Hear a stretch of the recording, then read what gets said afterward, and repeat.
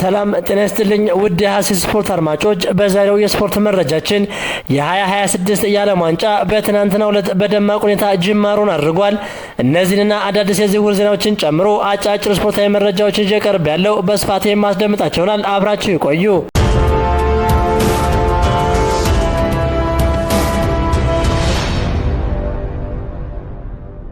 የዓለም ዋንጫው ተጀምሯል። ሻኪራ ዛሬም የዓለም ዋንጫው ዘመን አይሽሬ የሙዚቃ ንግስት መሆኗን አሳይታለች። የታሪካዊው አዜቲክ ስታዲየም የዓለም ዋንጫ ዳንኪራ በሻኪራ አንጸባርቋል። ኮሎምቢያዊቷ የመድረኩ ኮከብ የዓለም ዋንጫው ድምቀት እንደሆነች ከ2006 እስከ 2026 በአራት የዓለም ዋንጫ መድረኮች ቀጠለች። ሻኪራ ባለፉት 20 ዓመታት ከተካሄዱ 5 የዓለም ዋንጫዎች መካከል የሙዚቃ ስራዋን ያላቀረበችው በ2022 የኳታሩ የዓለም ዋንጫ መድረክ ብቻ ነበር። የዋካ ዋካ ንግስቷ ዘንድሮም ያንን የ2010 የአፍሪካውያን የዓለም ዋንጫ የሚያስከዳ ስራ ይዛ ባትመጣም ዳይዳይ ካሞን የጥበብ ስራዋ ዘንድሮም የአዜቲክ ሜክሲኮ የዓለም ዋንጫ መክፈቻን አድምቃለች። ከመሳጭ የዳንስ ክህሎቷ ጋር እርጅና በሻኪራ የህይወት መዝገበ ቃላት እንደሌለ ዛሬም በአራተኛ የዓለም ዋንጫ ስራዋ አረጋግጣለች። የዓለም ዋንጫው የመክፈቻ ጨዋታም በሜክሲኮና በደቡብ አፍሪካ ጨዋታ በብራዚላዊ ዳኛ የቀይ ካርድ ሃትሪኮችና በአስተናጋጅ ሀገር ሜክሲኮ 2-0 አሸናፊነት በድል ተጠናቋል። ዳኛው ከደቡብ አፍሪካ 2 ከሜክሲኮ 1 ቀይ ካርድ ሸልመው የዓለም ዋንጫውን ጀምረዋል። መሳጭ የብሔራዊ ቡድን መለያም አልወጣላት ያለው ደቡብ አፍሪካ አትላንቲክን ተሻግሮ አፍሪካን ወክሎ ሜክሲኮ ላይ የከተመው ቡድኗ የተለመደ የደረጃ መዳቢነት ሚናውን ለመወጣት ወደ ዓለም ዋንጫው እንደመጣ በመክፈቻው ጨዋታ ደካማ ብቃቱ አረጋግጧል። የራውል ሄሚኔዝ ሀገር ሜክሲኮ በደጋፊዋ ፊት ከተሻለ የጨዋታ እንቅስቃሴ ጋር በምቾት የዓለም ዋንጫ የመጀመሪያ ጨዋታን 2-0 በሆነ ድል በመፈጸም ደጋፊዋን አስቦርቃለች። ከ4 ዓመት በፊት በኳታሩ የዓለም ዋንጫ አጠቃላይ ውድድር 4 ቀይ ካርድ ብቻ የታየ ሲሆን ዘንድሮ ገና በመክፈቻው አንድ ጨዋታ ብቻ 3 ቀይ ካርዶች መታየቱ አስገራሚ ሆኗል። 23ኛው የዓለም እግር ኳስ ዋንጫም እድሜን ቁጥር ባደረገችው የመድረኩ ዳንኪራ ልዕልት ሻኪራ ተውቦ ከሜክሲኮ ተጀምሯል። ዛሬ ቶሮንቶ ላይ በሌላኛው አስተናጋጅ ካናዳ ቦስኒያ ጨዋታ ሲቀጥል ሜክሲኮ ላይ ንጋት ላይ በተደረገ የ2026 የዓለም ዋንጫ ውድድር ደቡብ ኮሪያ ከመመራት ተነስተው 2-1 አሸንፈዋል። ቼክ ሪፐብሊክ በጨዋታው ለሁለተኛ ጊዜ መሪ የሚሆኑበትን ግብ በቶማስ ሱሴክ ቢያስቆጥሩም ተሽሮባቸዋል።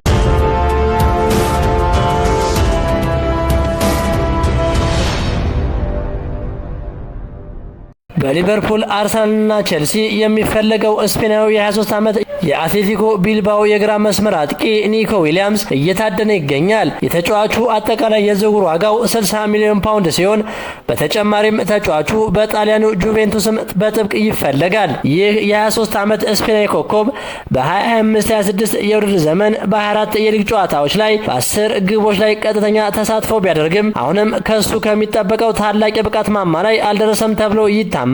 አርሰናል በማጥቃት መስመሩ ላይ ተጨማሪ ጥራትና ፍጥነት ለመጨመር የአትሌቲኮ ቢልባኦን የክፍ አጥቂ ኒኮ ዊሊያምስን በከፍተኛ ሁኔታ መፈለጉን እንደቀጠለ ያሳያል።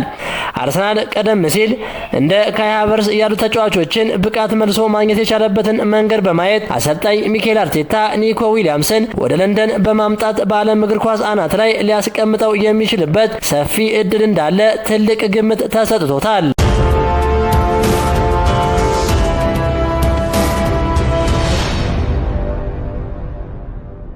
ማንቸስተር ሲቲ ለኤሊት አንደርሰን 106 ሚሊዮን ፓውንድ ከተጨማሪ ቦነሶች ጋር ቢያቀርብም ውድቅ ተደርጓል። ኖቲንግሃም ፎረስት ግን በቀጥታ ክፍያ 120 ሚሊዮን ፓውንድ እንፈልጋለን ብለው ውድቅ ያደረጉ ሲሆን የብሪቲሽ ሪከርድ እንዲሆን ሙሉ ዋጋ እንዲከፈል ይፈልጋሉ።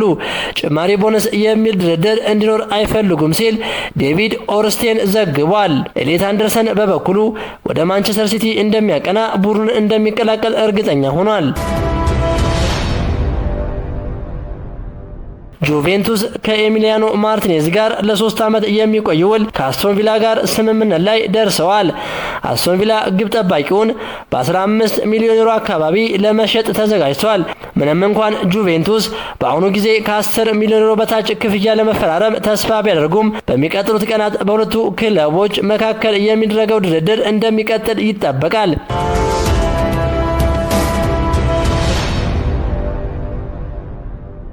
አርሰናል የጁቬንቱስን ኮከብ ኬናን ይልድዝን ለማስፈረም መነጋገሩ ተገለጸ።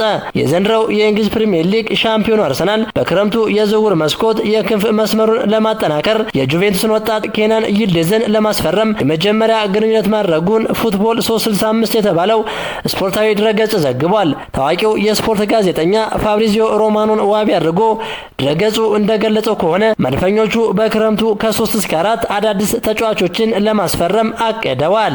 እንደ ዘገባው ከሆነ ለአርሰናል የአሰልጣኝ ቡድን የክንፍ መስመር ተጫዋች ማስፈረም ዋነኛው ቅድሚያ የሚሰጠው ጉዳይ ሲሆን በተጨማሪም በአጥቂ በአማካኝና በቀይ መስመር ተከላካይ ቦታዎች ላይ አዳዲስ ተጫዋቾችን ለመጨመር ዝግጅት እያደረጉ ይገኛሉ።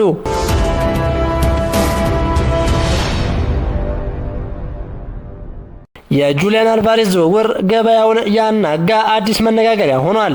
ሪያል ማድሪድ የአትሌቲኮ ማድሪዱን አጥቂ ጁሊያን አልቫሬዝን ለማስፈረም ያቀረበው 150 ሚሊዮን ዩሮ የዝውውር ጥያቄ በአትሌቲኮ በኩል ውድቅ ተደርጓል። ነገር ግን ከዚህ ውድቅ መድረግ በስተጀርባ ትልቅ የጂኦፖለቲካዊ የእግር ኳስ ስትራቴጂ እንዳለ የስፖርት ተንታኞች እየገለጹ ሲሆን አትሌቲኮ ማድሪድ አርጀንቲናዊ ኮከብ መልቀቅ የሚችለው ክለቦች በውል ላይ የተቀመጠውን ግዙፉን 500 ሚሊዮን ዩሮ የውል ማፍረሻ መክፈል ሲችሉ ብቻ እንደሆነ አስታውቋል። የሪያል ማድሪዱ ፕሬዝዳንት ይህንን የ150 ሚሊዮን ዩሮ ጥያቄ ያቀረቡት ተጫዋቹን በትክክል ለመውሰድ ሳይሆን በከፍተኛ የፋይናንስ ቀውስ ውስጥ የሚገኘው ባርሴሎና ተጫዋቹን ማግኘት የሚፈልግ ከሆነ ከ150 ሚሊዮን ዩሮ በላይ እንዲያወጣና ነገሮች ይበልጥ እንዲከብድበት ለማድረግ የታለመ የወጥመድ ስልት እንደሆነ ተነግሯል።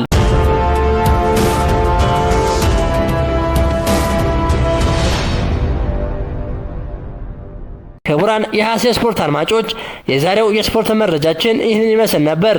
ሐሳባችሁን በኮሜንት አጋሩኝ። ለሌሎችም ድረስ ሼር አድርጉት። ቸር ተመኘን።